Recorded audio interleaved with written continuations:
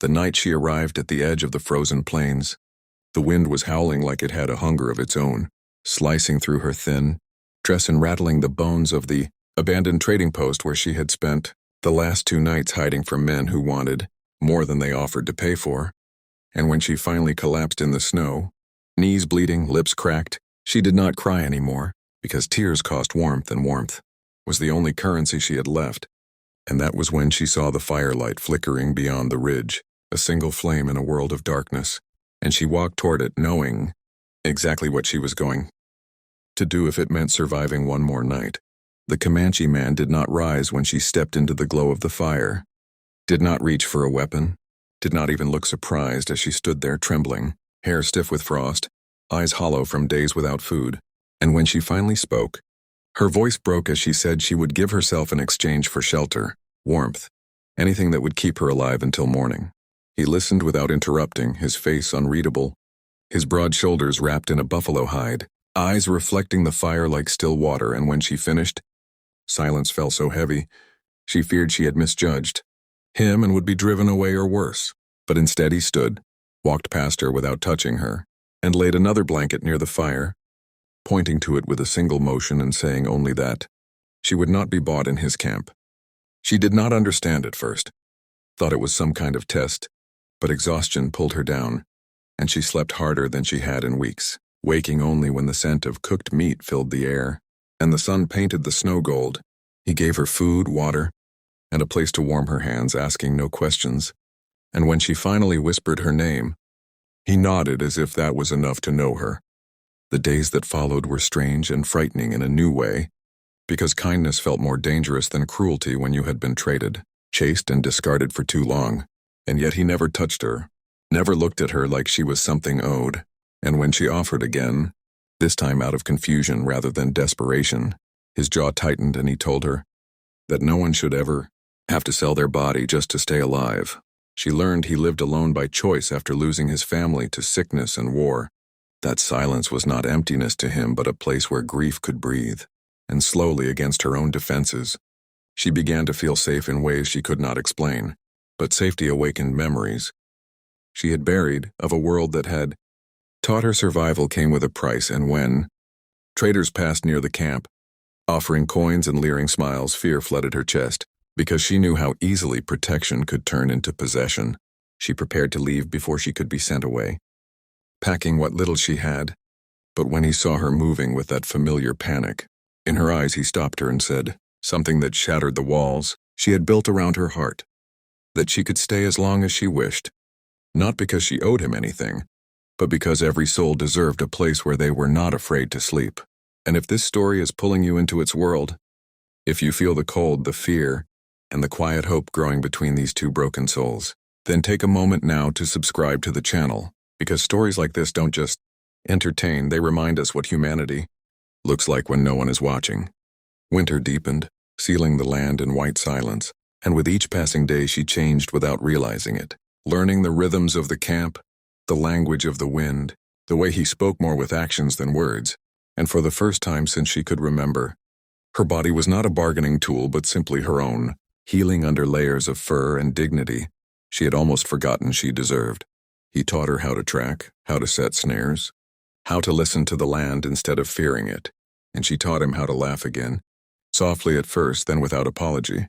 And when she told him about the men who had hunted her across towns and borders, about the nights she had traded pieces of herself just to keep breathing, he did not turn away, did not offer empty comfort, only said that what had been done to her did not define what she would become. Trouble eventually came, as it always does, in the form of armed men who recognized her and demanded she be returned, claiming ownership like she was a stolen horse. And when fear threatened to drag her back into that old cage, the Comanche stepped forward, calm as stone, and made it clear she was under his protection, not as property but as family. And when violence loomed, the land itself seemed to hold its breath until the men retreated, knowing they would not win what they tried to take. That night by the fire she wept, not from fear, but from the realization that someone had finally stood between her and the world without asking for payment. And when she reached for him, not out of desperation but choice, he hesitated only long enough to be sure her heart was free. Their love grew slowly, rooted in respect, not hunger. And when spring finally broke the snow, she no longer thought of herself as a woman who had traded her body for shelter, but as someone who had found a home, a partner, and a future she had never believed possible. Together they built more than a cabin. They built a life where survival did not require surrender, where love was not a transaction, and where two lonely souls proved that even in the harshest times, compassion could change the course of a life forever. And if this ending moved you, if you believe stories like this deserve to be told and remembered, then don't forget to subscribe to the channel, because every subscription helps keep these powerful human stories alive, and the next one might just change the way you see the world. Spring did not arrive all at once. It crept in like a cautious promise, melting the edges of the world a little more each day, and with it came changes neither of them could have fully prepared for, because survival was one thing, but building a future carried a different weight, and she felt it in the way her hands no longer shook when she woke, in the way she caught herself planning days ahead instead of just hours. The Comanche watched her closely during that season, not with possession but with quiet concern, because peace was unfamiliar to him too, and he knew how fragile new happiness could be when the past had learned your name.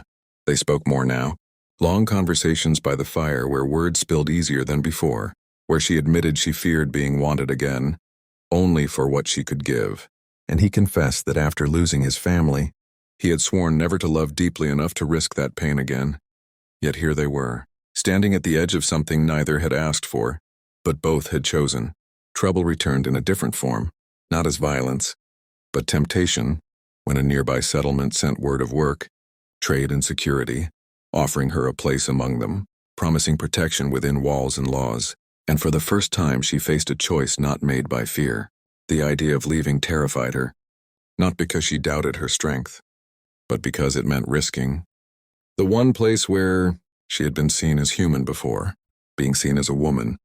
And when she brought the offer to him, expecting anger or withdrawal, he surprised her by saying he would not hold her back, even if it cost him her presence. That night she lay awake realizing what love truly was, not a cage, not a debt, but the courage to let someone walk away if that was what gave them peace. At dawn she made her choice, not because she owed him loyalty, but because the future she wanted was not behind wooden walls guarded by men with rules written by fear. It was here, built by two survivors who had chosen each other freely. They began preparing for a life that would endure seasons. Not just storms, planting, trading fairly, welcoming travelers, without surrendering themselves, and when whispers spread that the woman once traded for shelter now stood as an equal beside a respected Comanche, the world slowly adjusted its expectations. She learned that a future is not given. It is claimed, shaped, defended with both strength and compassion, and as the sun set over land that had witnessed her lowest moments and now held her highest hopes, she understood something profound. She had not been saved. She had been respected, and that had saved her more deeply than anything else ever could. And if this chapter made you feel the weight of choice, the power of dignity, and the quiet strength it takes to build a future after being broken, then subscribe to the channel right now, because stories like this remind us that healing is real, love can be chosen, and the next story might speak directly. The first true test of the future they were building did not arrive with gunfire or threats, but with responsibility, because once people began to see her not as a runaway woman but as someone who had endured and remained standing, they also began to come to her with their own broken stories, their own quiet desperation, and she realized that healing did not stop once you found safety. It expanded, asking you to decide what kind of world you would help create. A young girl appeared one evening at the edge of their land, thin as a shadow, eyes filled with the same terror she herself once carried, and in that moment the past rushed back so hard it stole her breath. But instead of freezing, she stepped forward, wrapping the girl in warmth, speaking softly, proving to herself that the cycle could be broken. The Comanche watched this unfold with a depth of pride he did not voice, because he understood that strength was not only found in protection, but in teaching others they were worthy of it too. Together they made a choice that would define them forever. They would offer shelter not as charity, not as control, but as dignity, a place where no one had to trade their body, their silence, or their soul just to survive another night. Word spread slowly across the frontier, carried by traders and wanderers, that there was a place where a woman once, discarded by the world now, stood as a pillar of fairness and resolve, and while some scoffed, others came seeking nothing more than a chance to start again. It was not easy. Resources were thin, danger never fully disappeared, and fear sometimes whispered that kindness would be exploited, but each time doubt surfaced. She remembered who she had been in the snow and who she was now, and she refused to let that memory harden her heart. Their love deepened not through grand declarations but through shared labor, shared losses, and shared hope. And when he finally spoke of a future beyond survival, children, laughing where silence once ruled, land cultivated instead of feared, she did not flinch, because she no longer believed happiness was something that vanished when you reached for it. One night, under a sky heavy with stars, she told him the truth she had never said aloud, that the greatest gift he had given her was not shelter or safety or even love, but the belief that her life could mean something beyond endurance. And he answered by telling her she had returned his faith in humanity, piece by fragile piece. And if this chapter reminds you that real power is found in compassion, that survival can become purpose, and that even the most broken beginnings can lead to meaningful futures, then subscribe to the channel now, because these stories are not just about the past, they are about the strength we still need today. And the next chapter may be the one that stays with you long after the screen goes dark.